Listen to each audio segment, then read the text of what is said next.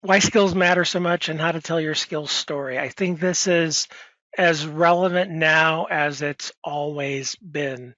Um, this is difficult for a couple of reasons. And here, I'm just gonna show you the kind of the abstract, if you will, um, how this got advertised per se as I get going. Um, you're going to see the data and the statistics. I'm going to walk you through some examples, but psychology is highly popular. The best jobs in the psychology workforce, as well as graduate school and professional school admissions, are highly competitive. I'm sure many of you know that.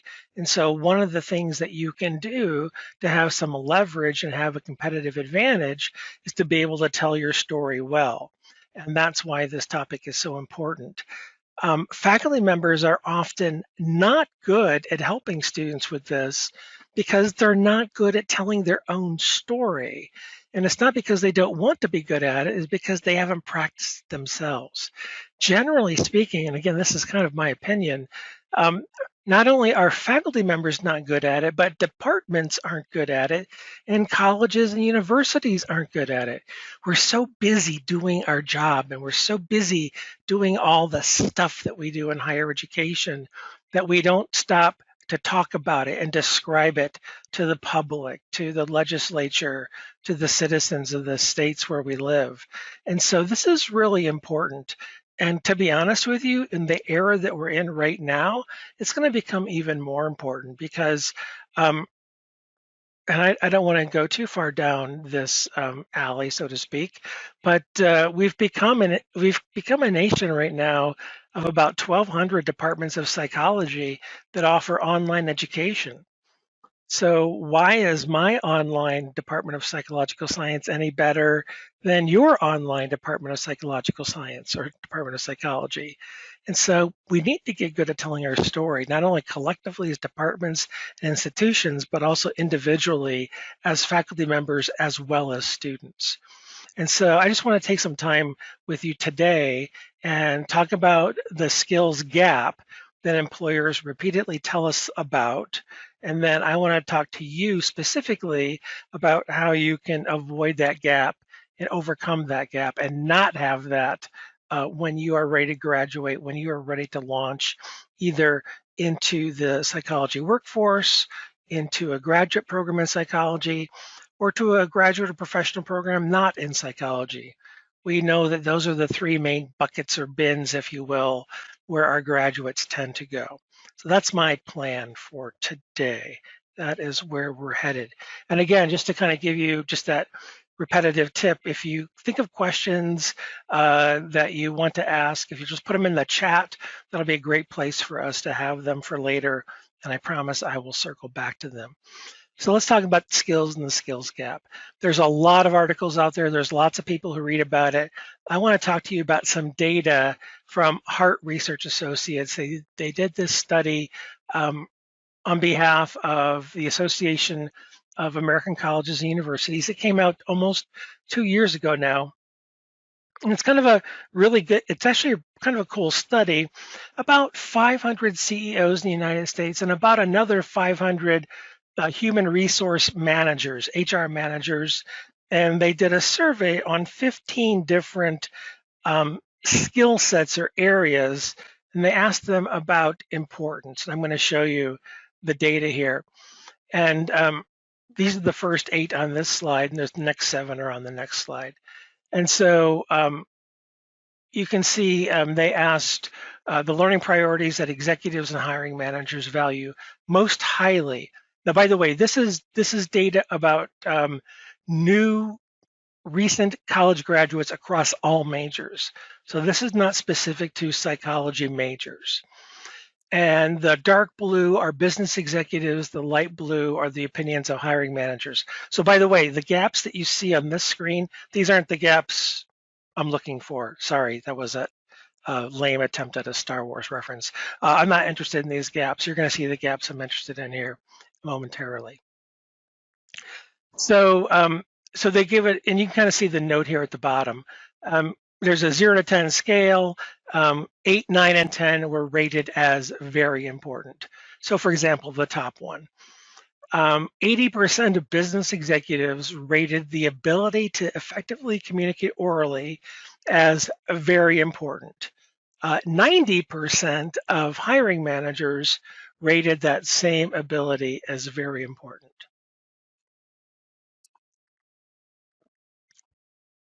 So you can see that there are some differences between the ratings of business executives and hiring managers. All right. And if you look at these are many of the things that you would be practicing in your psychology curriculum. Critical thinking, analytical reasoning, able to work effectively in teams. So I know you get that syllabus and you scan through it and you say, oh, group project, and you go, I get that. However, your professor who is arranging that experience has a purpose for it, because guess what? This is a highly valued skill. Now, some of these things I can't design, I can't help you with directly, but I can have experiences built in to help you practice. I can't make you get better at working independently, but I can design some experiences to help you practice that. So here are the first 8. On this next slide, you can see the next 7. So can find, organize, evaluate info from many sources. Guess what? As a psychology major, you should be getting a lot of practice at that. Able to analyze and solve complex problems. Again, these are things that you're practicing hopefully across multiple classes, not just the research methods and statistics, but across many different classes. So hopefully you can see, if you're taking kind of the big picture 30,000-foot view, where it kind of all comes together.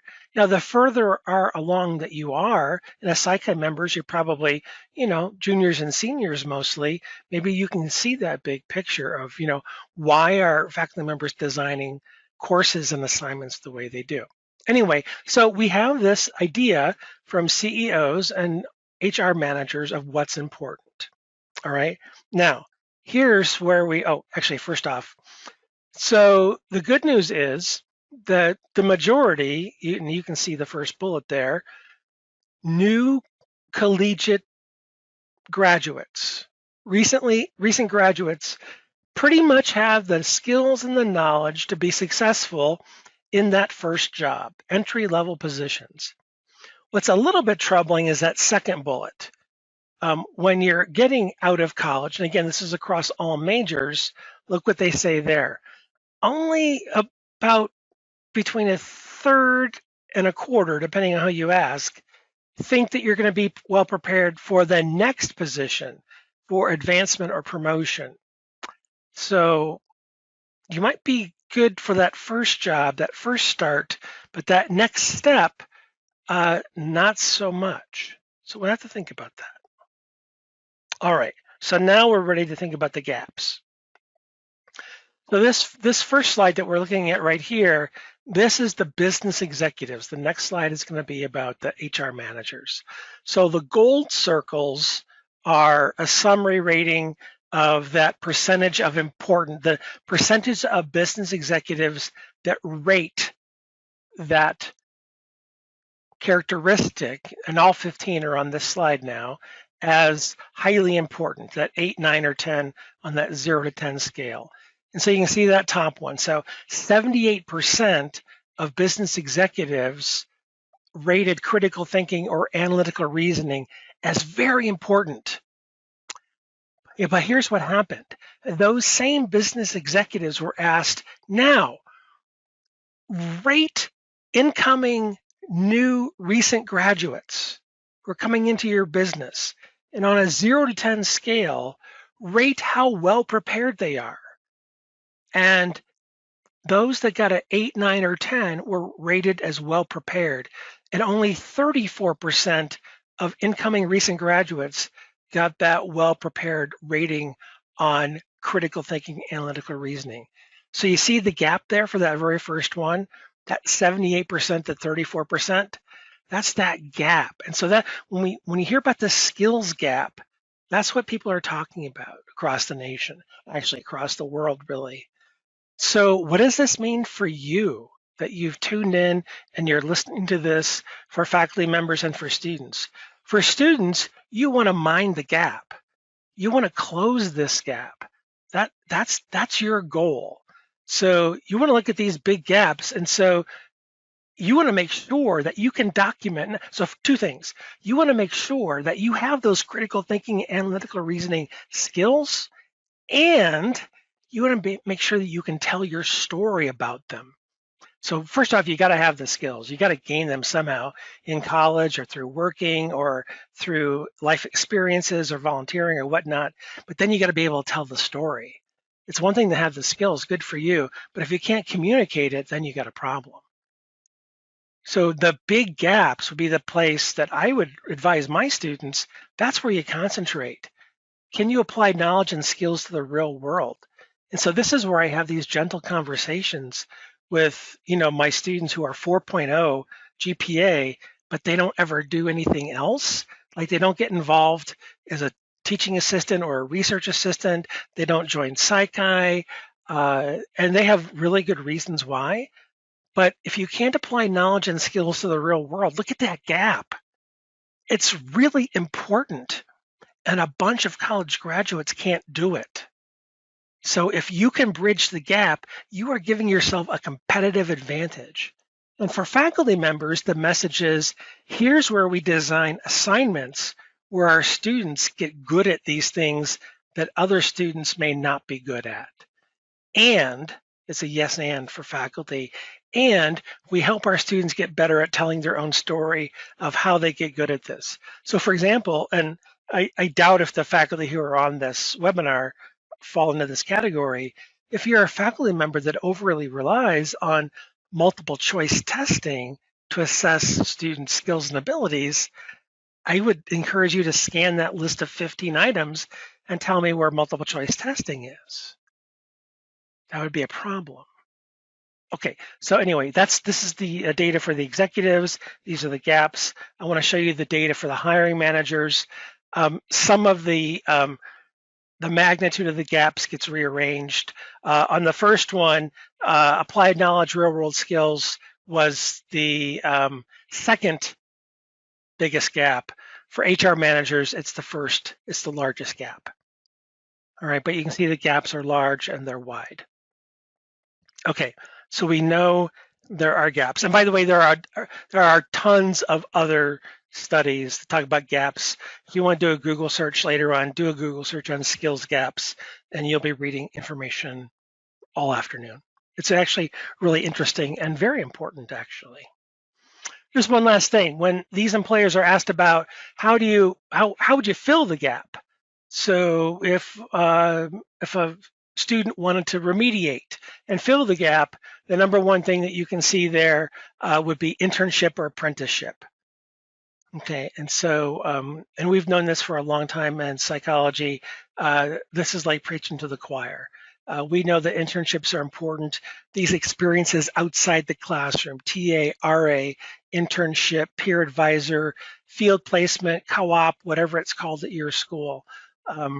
These high impact practices we've known for a long time have a real impact. Yeah, I say this a lot. If you've seen me at a conference, I probably said this. This is my quote. In the United States, I know of no occupation where a person can take multiple choice tests for a living. And so a multiple choice test has a place in time. It tells an instructor what a student knows that day. It doesn't tell them about the student's future. It doesn't tell us what a student's going to know in the future. It doesn't tell us about anything else other than what a student knows on the day they took the test.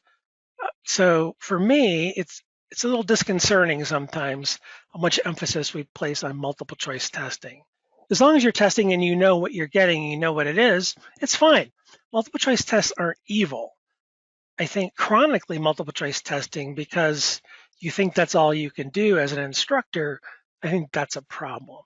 So I don't want to wallow on that too much. I just want to mention it in passing. So we know about the gap. And part of the problem with the gap is that for psychology majors and I'm sorry, for psychology majors specifically, it gets compounded because we don't have a lot of details about what psychology majors do when they go directly into the psychology workforce. We know from some very good data available by or from the American Psychological Association, especially from the Center for Workforce Studies, we know that about 56 or 57% of psychology baccalaureates go directly into the workforce. There's some things in the APA website that I could direct you to that are really well done. But that that majority, what occupations do they occupy? Well, actually, here's a slide that I can advance to. And when I'm at conferences and I show this one in anticipation of the next slide where I'm going to display the list, people get out their cell phones, they get out their pads with paper and pencil. The top 10 occupations in the US with a bachelor's degree in psychology. If I had a sound effect, I would share with you the clicking to the next slide. I'll just be low tech and do it. I am going to click. You ready? Did it go? Click. Oops, I did it twice. That is the second slide.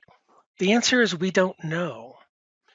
We have some information about big career categories, but we don't know. There's no national organization. APA is the closest thing that has these big, broad categories, but we don't know the top 10 occupations.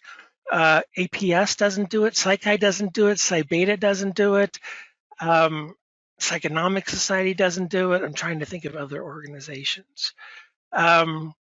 The National Center for Education Statistics doesn't do it. So, if I was going to tell you what are the specific skills that you might need for a specific occupation and what are the most popular occupations to give you some drill down, deep dive information for psychology majors, I can't give that to you because I don't really have it. Now, you can use things like ONET and take a deep dive for yourself, but I can't give it to you nationally or even state by state. It's not easy to come by. So it gets complicated and it gets complicated fast. And so I'm going to let you absorb that because it is complicated.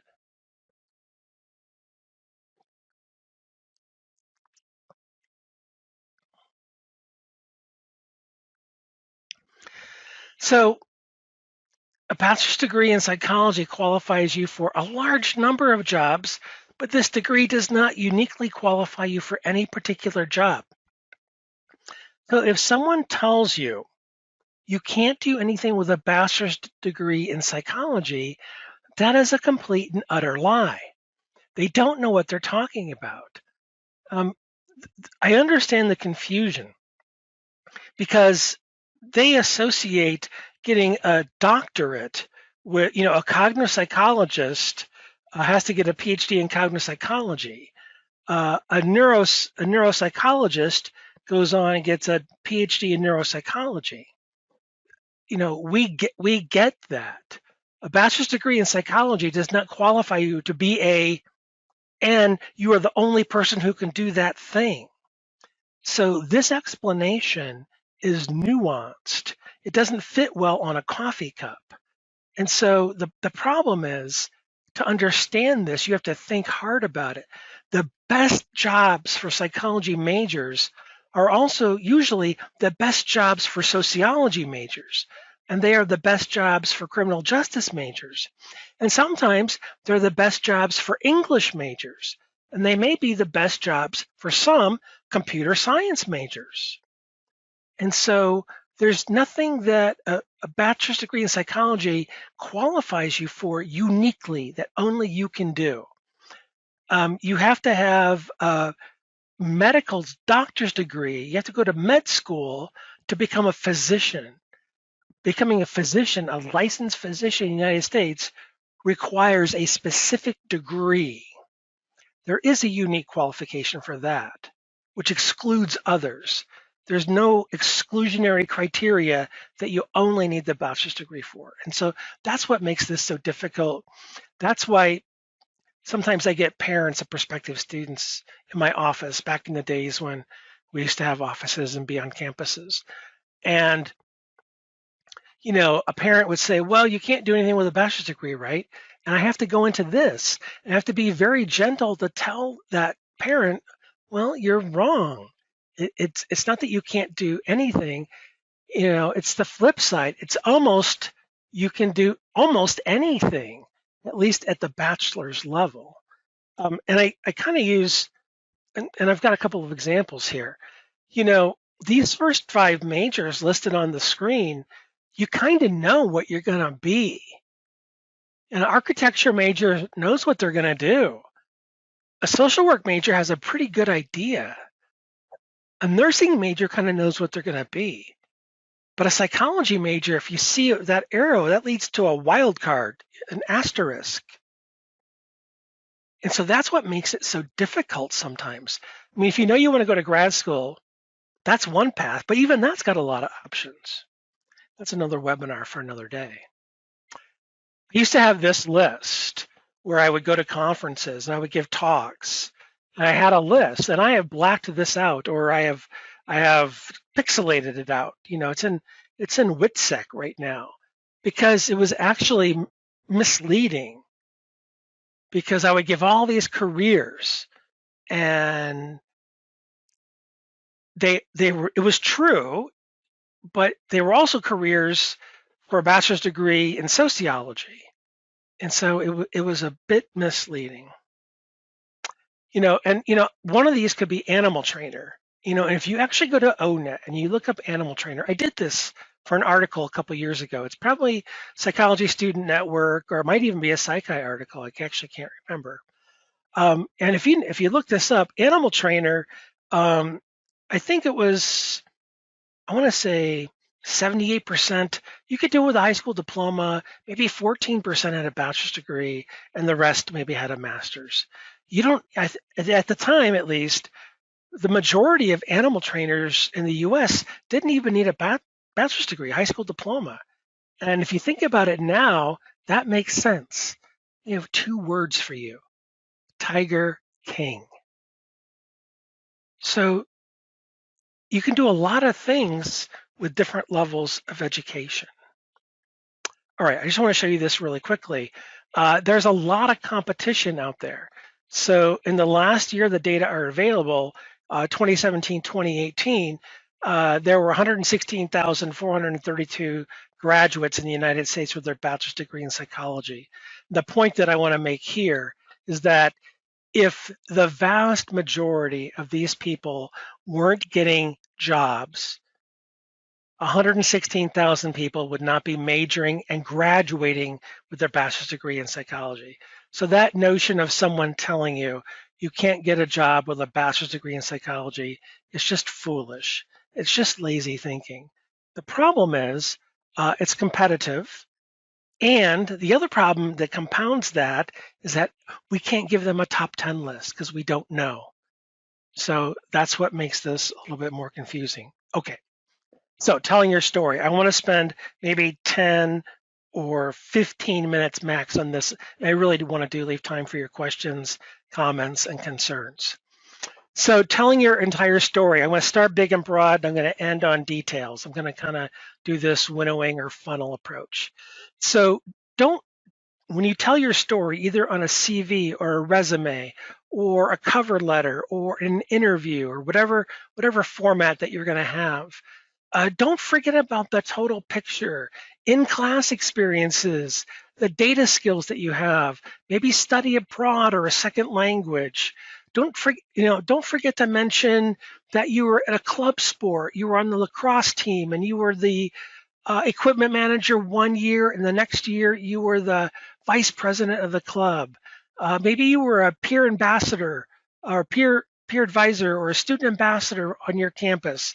They don't have to necessarily be psychology specific experiences.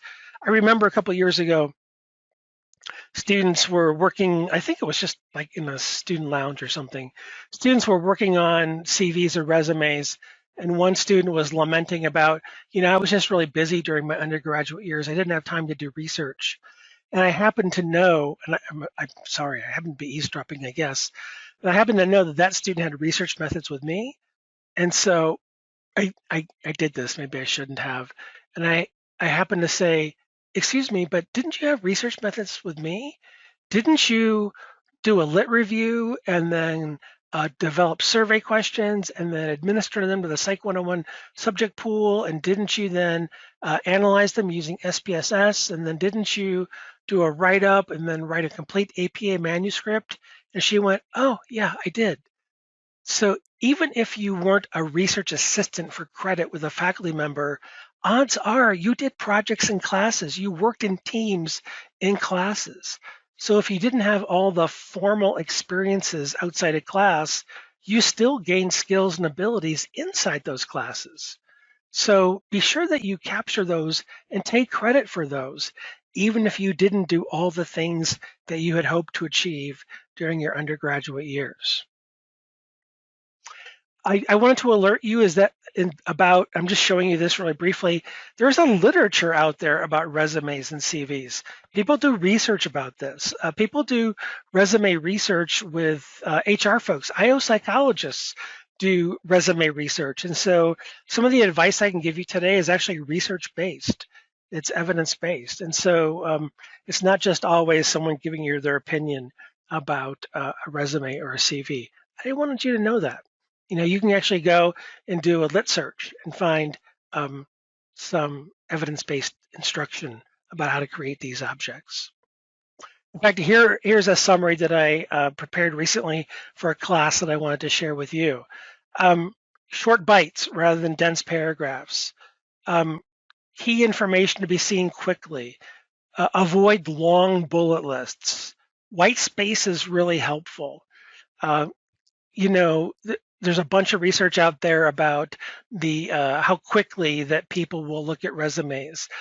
Some resumes are scanned these days, where there's optical character recognition. It's scanned into a computer database, and then it's culled for keywords, and then likely successful candidates are spit out, and then it's looked at by a human being.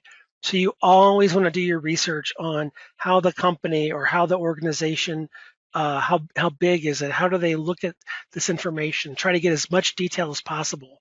Hopefully you know someone who works there, or the graduate admission committee, you know how they process these things. Try to get as much information as possible so that you can follow those instructions and not make any critical errors or mistakes. So I'm going to try to give you as many examples, concrete examples as I can. Remember, this webinar is going to be available from PsychEye, so if you want to go back and look at these more slowly, you'll have that available. So I would avoid what's on the left, avoid these types of statements on a resume or a CV. Try to go more into details, like the example on the right. Anybody can say, I have excellent methodology skills, but now if you go into the details on the right, someone reading that goes, wow, I not only do they have it, but they showed me, I can see where they got it. They got it in a course. Now when I get their transcripts, I can go find what semester they had that course, and everything checks out. And so it's nice. It's not that much longer. It's a couple extra lines of text, but it's really much richer, much more nuanced, and it gives the reader. And now, quite honestly, if I'm in an interview situation, I can now say, well, tell me about that project you did that you described in your resume. What did you study in that survey? Did you think that Qualtrics was easy to work with? Do you think you still retain any information from working with SPSS? And now you've given some hooks to people in the future to talk to you about the skills that you have. If you had that generic statement on the left, there's not much there. I have no idea what you really did or how you acquired those skills. I wanted to show you this as an example. This is a chronological resume. These bullets are pretty typical. the good part about them is that you see a lot of action verbs. So coordinated, created, enabled, provided. What I would encourage you to do, and you'll see this advice all over the place, add more details, add more details, add more details. Especially if you can quantify, you can have more numerical details. I've tried to have some examples here. So rather than worked hard to complete additional projects and help more clients, you can see the desired version. Worked overtime, 2 projects daily, which enabled volunteers to meet the needs of 20 additional clients. Much better. If you need to hedge, meet the needs of approximately 20 additional clients. So don't overclaim. If you need to use hedging language, that's fine. But try to be more specific. It's much better. And this is what the data are telling us with regard to what's coming out of the literature. Here's another example. This one could have been more specific. This one was talked, was replaced with counseled, and then it led to results, which is the benefit there. One of the things you might think about is bringing someone in. You can do this online, even as a Psychi chapter. Think about a resume workshop. You could do this online through Zoom, through a GoToMeeting, whatever platform your campus is using. You could do peer reviews of this. You could do this as a workshop. Getting close to the end here where I can take your questions, and I'd be happy to do that. So here's an example of a resume that was online that I grabbed just for illustration purposes. And so this is Jane Spartan at Michigan State. And so here is her original resume. And so I showed this to you as the original. And I grabbed, so this is one of her experience areas. So you can see 8 bullets and a bunch of really short bullets. Highly recommend against that. It'd be better to have more detail. And so here's the original, sorry. And then I rewrote this. So this is my rewrite. So contribute to recruitment goals, promote the college, engage prospective students. So I added much more detail. Now, again, I don't know her, and to be honest with you, I'm making some of this up. But rather than those 8 bullets, and I'll show you side by side here in a minute, I went into much more detail in about the same amount of space. Here are 2 jobs that she had listed on her original. Okay, and so white space is good, but this looks empty. This looks like she didn't do much. And I'll bet those were hard jobs to have. You know, those aren't easy jobs to have. So here's my rewrite. And I tried not to fabricate or not to make them more than they are, but I tried to describe them accurately. I think she was underselling. Now, maybe she was just in a hurry or she didn't take much of those jobs, but don't underplay your work history. You gain a lot of professional skills and abilities by working in fast food. I mean, you learn leadership skills and teamwork skills, motivation skills. There's a lot to be learned by working in fast food. Don't downplay that. So anyway, I want to show you side by side. So you can, on the left is the original, on the right is my rewrite, and you can see overall it's not much long. It's actually not longer. The original 8 bullets on the left are now 4 on the right, and then the 2 jobs, Village Pub and Taco Bell, they're still there, just with my rewrite. So again, go into more detail. Try to give more nuance. Okay, awesome. So that's where I'm going to stop for now. I am going to get out of this view.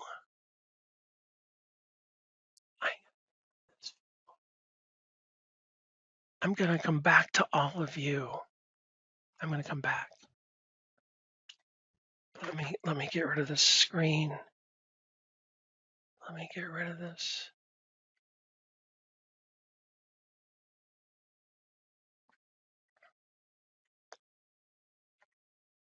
Sorry.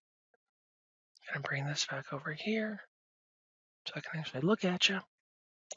All right.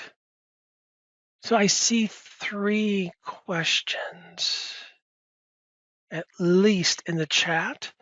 I'm hoping, oops, I'm hoping all of you can see the chat. Um, Kind of a question, comment about real world dynamic involved in developing skills.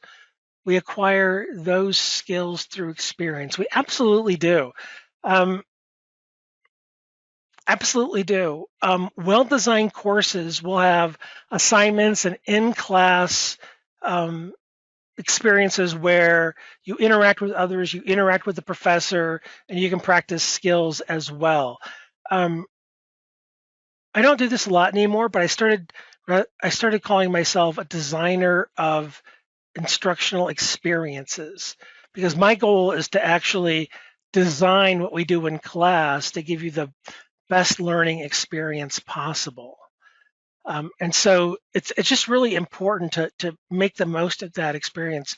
I do think, and I know college students are so busy these days, but you have to, as best as possible, find that time to do those outside of class things, whether it's a TA, an RA, an internship, cooperative field experience, whatever is available to you. I tell students if a TA experience isn't available for credit, try to do it as an independent study or try to figure it out. Or even, this is an ideal, volunteer for free and see if you can figure it out for credit. Just to get to know a faculty member and kind of earn that letter of recommendation and figure out that mentoring relationship is just so important. Cheryl asked about what's the page length of a resume. This gets asked all the time, and you'll find half the internet tells you 1 page maximum. The other half will tell you 2 pages is okay, but don't ever go over 2 pages. And the answer is there is no answer. It's going to depend on where you're applying and what their rules are. You can go over 2 pages, that's fine, as long as the company or the organization doesn't have a rule against that. Um, in the resume world, it does tend to be 1 or 2 pages.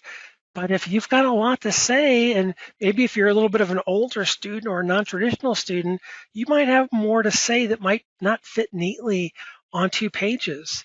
The other thing too that I didn't mention a lot is that if you're preparing a resume to be scanned, oftentimes it's better to have one field per line. A lot of times you might have on the same line, you might have the company name, its location, and the dates you worked there all on one line. Um, if a if a resume is going to be scanned, I would recommend you have those on 3 lines because that scanner is going to try to parse those fields and make sense of it for a database. And so in that case, your resume might actually be longer, and it's a good thing. So the length of the resume might even vary depending on the company and how they're going to parse or process your resume. Look at these questions. This is awesome. Any suggestions for personal statements? That's from Abby. Wow. Off the top of my head, to give you decent ones, no, not quickly. I mean, okay, I take that back. Always follow the exact instructions. So one personal statement size does not fit all. I think it was this probably 20 years ago. Patty Key Spiegel did a study. She published it in the back of one of her textbooks. 13 different themes in personal statements. My advice would be go to psychi.org and do a search there. From time to time, there's going to be Ion Psychi articles, but always be sure to customize. Even sometimes for the same program, they'll have one set of instructions for, if you're talking about graduate programs, one set of instructions for every program, but then clinical gets its own separate instructions. So you really have to follow instructions carefully. I highly recommend that. Yeah, it's a personal statement is tricky because it's not about how you grew up. It's not about I was born in a log cabin type of thing. and you have to follow the instructions. And if you're applying to 5 grad schools, you will not be able to send the same statement to 5. What I tell students about applying to grad school is that it's like taking a 3-credit course in a semester system. If you're carrying 15 credits and applying to grad schools, that semester is going to feel like 18 because you're writing different personal statements. You're studying for the GRE. You're getting transcripts sent to schools. You're wrangling your 3-letter writers, and so it's a lot. So Abby, that was a good question. CV applying for a job. I'm going to say it wrong. Hala or Hala. I'm sorry. I probably said it wrong. But CV applying for a job versus CV applying for postgrad. Yeah, for a job, and this is happening a lot. That's a great question. Uh, CV and resume are getting interchanged, and that didn't used to be the case. A resume was a 1 to 2 page summary where you had, at the bottom, more information available upon request. And the CV was meant to be relatively short. I'm sorry. A resume was meant to be relatively short.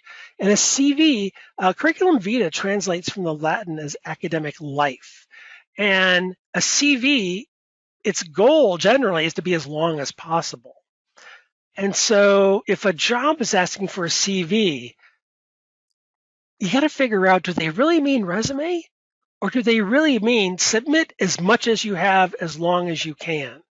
That's the problem, because I think some employers are using CV, but they really mean resume. So that's the confusing part.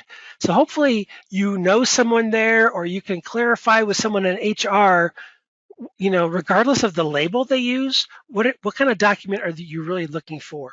Are you really looking for a short summary of my qualifications, or are you looking for a comprehensive listing of every job, every skill, every placement, that kind of thing? That's a really good question. Okay, let's see. Faith. Yeah, generally, although they do get kind of fuzzy these days. Your question is about resumes versus CV. It used to be that resumes were for the business world and CVs were for the academic world. And I do think those are more fuzzy boundaries these days. I do think that I've seen business companies, not in academia, say CV, and I've definitely seen grad schools in their instructions say send a resume. The confusing thing to me is that I think sometimes grad schools say resume, but they mean CV, which is really confusing because then my students come to me and say, what do you think they mean? And without contacting the school, I can't even clarify for my own students.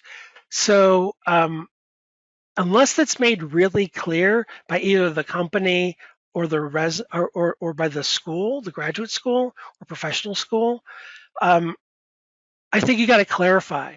I think you have to clarify with the entity that you're applying to. Here's the thing: don't guess. I think there's probably too much at stake. It's too competitive. I mean, I'm guessing a lot of you already know that many um, many graduate schools are highly competitive. If you're applying to clinical PhD, the most competitive, most popular in the United States, uh, you can have application ratios of 300 to 1. You can have 300 people apply. Actually, I take that back. 300 people applying to 4 slots in a PhD program. So you don't want to make a mistake by sending the wrong document. So you always want to follow up and make sure. And jobs can be just as or more competitive these days, especially the best paying, best training jobs. Absolutely. Is there a job category to pursue that, this is from Genesis, that you would suggest for a bachelor's degree in psychology? Well, that's a great question. I think it really kind of depends on what your interest is in. Something that I see locally here in the Rocky Mountain region that a bit sadly has a really good career trajectory is probation parole officer.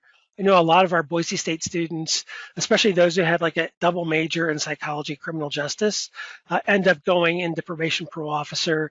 A lot of job security, good benefits, good training, good support, decent pay. I mean, really decent pay. I hear from those students from time to time. I just saw a video the other day of an alumni video we made of a recent graduate who went into insurance and sales. And if you're good at that, you enjoy that, you can make really good money. So I think it's a lot about what you're interested in. And this kind of leads me to a kind of an important point. A lot of our students um, kind of don't know what they're interested in. And I'm not being critical. It's that our students, especially Psych students, I think, Psi Beta students as well, so active, so involved. You're doing all this awesome stuff in college that you may not have stopped to think and reflect about. And I mean this. What do you want to be when you grow up? What do you want to do?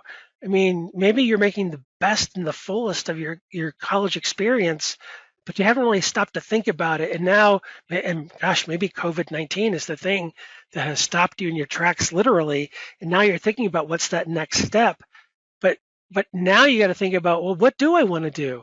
Do I want to go to grad school? Do I want to go to OT school or PT school or law school? Do I want to go into the psych workforce and try to get a good job for a while, then decide later?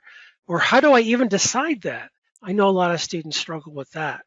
So answering your question, Genesis, that's a great question, but it's really more about each of you reflecting about what would be fulfilling to me. You know, what do I want to do? Do I want to work with kids? Do I want to work in a hospital setting? Um, how important is pay to me? How important is recognition to me? How important is job security to me? There's just so many variables. That's a great question. Let's see, I'm going to scroll. So I see Cheryl has got a question. Over 10 years of working experience, what about your thoughts about listing job experience? Okay, that's a really great question, Cheryl. So first off, depending on what you're applying for, I would definitely list all the relevant job experience. And so whether it's grad school or a good job with your bachelor's degree in psych, list all the relevant job experience. And then if you have a long work history, meaning a bunch of jobs, I would have a little note at the bottom of that relevant work history that said complete work history available upon request. Sometimes students will ask me, how far back do I go on a CV or resume in terms of work history? And I would say just as far back as college. If you had a bunch of jobs in high school or before high school, I would say that would go in a previous work history or complete work history available upon request. Um, Definitely have things on that are relevant. So I would, sometimes if you want to go, I'm going to make something up. If you're interested in going to grad school in developmental psychology, I would definitely have things from college, but here's where I would make the exception about high school. Let's say that you were a babysitter or a nanny during high school. If you want to go to a doctoral program in developmental, that's where I would make the high school exception, and I would have every relevant past work in terms of being a nanny or even a babysitter, because that would be relevant to your developmental psych interest. And so I can give you kind of some guidelines, but they're not hard and fast rules. And I would say talk to a faculty advisor or a mentor or someone that you trust in your department and you kind of get that advice. Maybe have a rough draft of your resume and show that to them. The other thing about non-traditional students who maybe have been around a little bit longer, they oftentimes feel like they're behind or they're in a hurry or they feel less than. And I just want to say right now, please don't feel that way, because when employers and graduate schools are looking at all the traits, qualities, and characteristics, older students with more history and more experience have a benefit. There's data about this. And so please don't feel like you're behind the eight ball, you're at disadvantage. You're not. All right. So you didn't ask me about that, but I thought I would just add that. All right. Christella has a question. Um, sorry, it takes me a while to read. Individual completed their master's level and had internships, volunteer experience. Now exploring employment in the behavioral science. They often ask for a statement of your philosophy. Yeah. Okay. So they're probably asking. Um, let's see. So in the academic world, we typically have to have like a statement of teaching philosophy or a statement about research philosophy. It sounds like you might be being asked for a statement about complete your master's experience, employment, behavioral science. It might be about your uh, a, a philosophy statement about,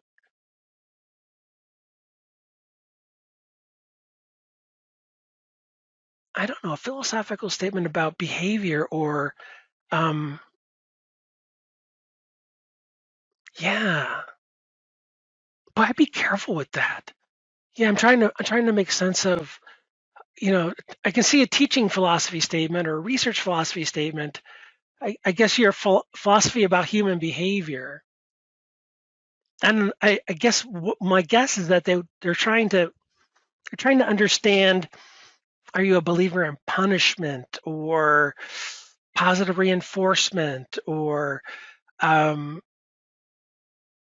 maybe, I don't know, maybe they're trying to go for, do you believe in the death penalty or something like that? I'm trying to figure out kind of the area there. My advice would be try to talk to people who already work there. Try to see examples of other people who are there, other successful examples, people who are employed there. If they could show you their philosophy statements, so that you kind of know the ballpark literally the ballpark there that you're in, because the way you've described it is really vague, which to me is a dangerous situation for you to be in, because if you're too specific, then it'll look like that you didn't understand, which I could see that if it's that vague. And if you're too broad, then it'll look like you didn't answer the question. So I would try to either get more clarity from the people giving you the instructions, or I would try to see if you can see an exemplar or see if someone working there can share the one that they submitted when they applied for the job. That's a really interesting thing. I've never heard of that before. So Cheryl, when is it relevant? So I'm going to go back and what about a page length of a resume? So I'm not quite sure what you asked me there. When is it relevant? Thanks for the feedback. Visual CVs. If the company asks you for a visual CV, like a video CV, then obviously do that. Um, Depending on your skill level in doing that, I would be careful. Get some help with that. Get some editing help. There's all kinds of free software. If you're an Apple user, you probably got, what is it, Movie Maker or iMovie. There's all kinds of free things out there. Um, yeah, I would, again, I would look for examples that are available either on the company's website or people who are already there. I would not um, volunteer that um, if it wasn't asked for. So if they asked for a regular resume and you want to send them a video resume, um, I would not do that, because it might look like that you're not following the rules or you're not following instructions. So I would be careful on being too innovative. You might think that you're being innovative, but it might look like to somebody that, wow, they couldn't follow instructions. So be careful there. Um, for another question, yeah, so interested in IO but can't go to grad school right now, developing skills. So I would look into IO psychology graduate programs and do your research now on them and maybe come up with the top 5 or 6 or so that look the most interesting to you. And I would study them really carefully and look at what are their graduate admissions criteria and see if you can glean from those anything that they kind of favor or preferred characteristics. Like, do they favor research experience? Do they like people who've had teaching experience or internships? Do they have notes on their website about um, people who get in tend to have a publication or conference presentations? And so even though you have to delay for a while, it might turn out that that could be to your benefit because it gives you a chance to do the things that can make you more competitive. So I would kind of do your due diligence, figure out what things are out there.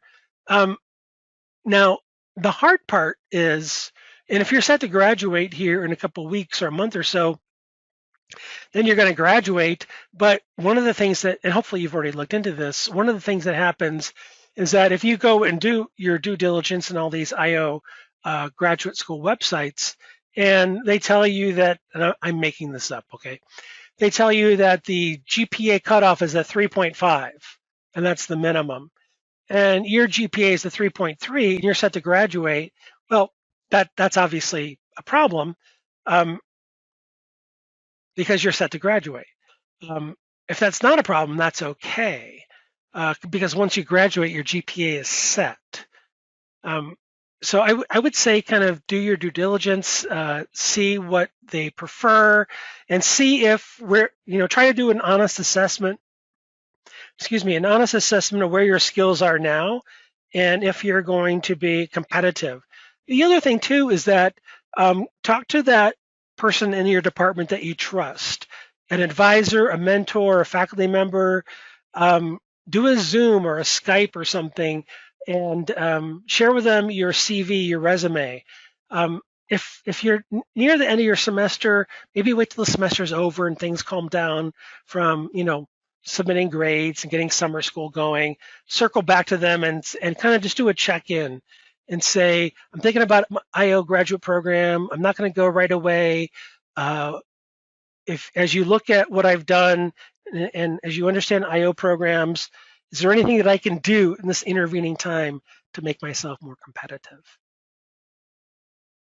Um, Genesis. Oh, there it is. If my interest is in clinical mental health, you're pursuing graduate, but I want to work in the meantime. Okay, so if you can get a job that's connected, that's great. But I would encourage you not to put that pressure on yourself that you have to do that. You can stay connected without having a job in the clinical mental health field. That's a lot of pressure. So yeah, if you worked as a psych tech or in a psych ward, or gosh, it could even be a receptionist in a clinic. You'd be around it, you'd see it. That would be good. But if you can't do that, just getting a job is the thing that you got to do. So you got to do that. But you could volunteer at the local NAMI chapter. You could volunteer on a suicide hotline. I mean, you could stay connected to your psychi chapter as a graduate. There, if you can do something connected, that's great. But I would encourage you not to put that pressure on yourself that it's got to be there. Especially if you can get a better paying job that might make your life easier. That's not directly connected. You can be reading journal articles. You can be staying involved with Psychi. There are special alumni digests that Psychi prints, or not prints, distributes electronically. So you can stay connected to Psychi through alumni connections as well. Uh, there you go. So Mike is contributing that yeah, depending on the position and the job title, there's all kinds of things that you can do with your bachelor's degree. You won't be a therapist per se, but he's being very careful. Therapeutic staff support. That sounds about right. Yeah. And by the way, that's not my specialty, so I don't want to misspeak. And it's all state by state differences. And so generally speaking, you won't be able to do therapy with a bachelor's degree, although I've heard of exceptions in certain states, in certain conditions. Um, your state probably protects the term psychologist, but probably not the term counselor. So in the state of Idaho, I could be a counselor, but actually, technically, I'm not a psychologist. I can't advertise as a psychologist in the state of Idaho. That's a legally protected term. You have to have a license. You have to have 3,000 supervised hours. You have to sit for the EPPP. I've not done any of those things. So anyway, I think we're at the end of the hour, but I wanted to answer everybody's questions. Um, I want to thank you. And thank you, Faith, for your very kind note. I appreciate that. Um, I hope you got something out of this. I hope you'll participate in other PsyChi webinars. Go to psychi.org, and I think you should be able to find the webinars exactly where you found this one. One last note to those of you who stuck it out. Seriously, take care of yourself with COVID-19, everything that's going on. Give yourself some kindness and grace. This is a difficult time, and take time out of your lives to step away from academics. Odds are many of you are taking care of loved ones, parents, or children, and definitely yourself. Whether you're still on campus, still in your community where your school is or not, you should have access to telehealth and mental health services. Um, I was lucky enough to be PsyChi president a couple of years ago, and my PsyChi initiative was Help Me, and I'm a big proponent of help-seeking behavior. So please seek help if you need it. If not for yourself, get help so that you know how you can help others. This is a tough time with a lot of stuff going on. So take advantage of the resources that you have available to you, and please take care of yourself. I'm going to sign off now. Try to finish the semester, the term, the quarter as strong as you can, and please take care.